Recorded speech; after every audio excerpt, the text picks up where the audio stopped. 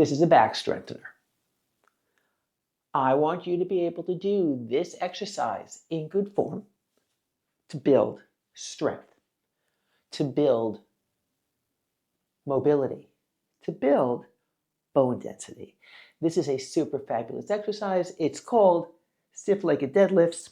And to be able to do it correctly, especially if you're over 50 or over 60 like I am, have low bone density, osteoporosis or osteopenia, you really want to do it correct so that you are confident and competent in the exercise. Because once you're confident in doing an exercise like this, we can add a load, we can increase the weight, and we can work on getting stronger. But we need to make sure we're able to do it correctly. So the first thing you do is you check to make sure, or you check to see what a hip hinge feels like. So you sit on a chair and you sit up tall.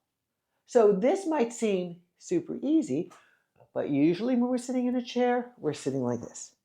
And what we want to do is be able to lift ourselves up out of our circumstances and pivot from the hips. Now, if you feel like you can't do that, we need to work on some back strength, some core strength, some hip mobility, and I'll point you to some videos where you can work on that. But let's focus for this lesson or this review on how to hinge for the hips. And again, if you can't do that, if you feel like you're constantly like this, we're going to go to a easier video and work on building that basic core and back strength. So this is a hip hinge. And once you're able to do that, then it gets really fun. We're going to see if we can do it standing up. So your hands are on your hips. You micro bend your knees. So you bend your knees a little bit. And you think about, you want your hips to go back. And it's super important you think about your hips going back, because if you don't, then we start to round over like this, right? And we want to, when we start adding a load and adding a weight to this exercise, have this healthy, long torso. So let's practice together. Hands are on your hips, there's a micro bend on your knees, and you're pivoting over. And a nice way to think about this is that you're trying to maybe close a door with your bum, right? So you're pushing your hips back and forward. So right now, I already know that some of us can come over a lot if we have the mobility, and that would look like this. And some of us would come over a little bit if we're a little tight in the hamstrings or back, or feeling a little shaky in our core or lower back. Both are correct. What we are going for eventually is trying to get our torso, not necessarily parallel to the floor, but almost. And the way I like to think about it is that right now my head is going straight up. We'll call that 12 o'clock. Then I'm 5 degrees over. We can call that 1 o'clock. Then I'm 10 degrees over. We can call that 2 o'clock. For a lot of us, this is going to be where we end the exercise. For some of us, we will be able to go over to 3 o'clock, but don't go all the way to parallel if it looks like this, okay? Check the other videos, talk to me, we'll build up that capacity for your core to be strong and long. But once you're able to do a hip hinge with a long back, we can add a load. But before we add a load, I want to try one more thing, double check one more thing, because strength training is so good, but you want to make sure that you do it effectively and safely for the body you woke up in today. So before we start adding a load, let's get one hand on your belly and one hand on your back, and gently press in, just enough to remember to keep that torso long and then pivot, right?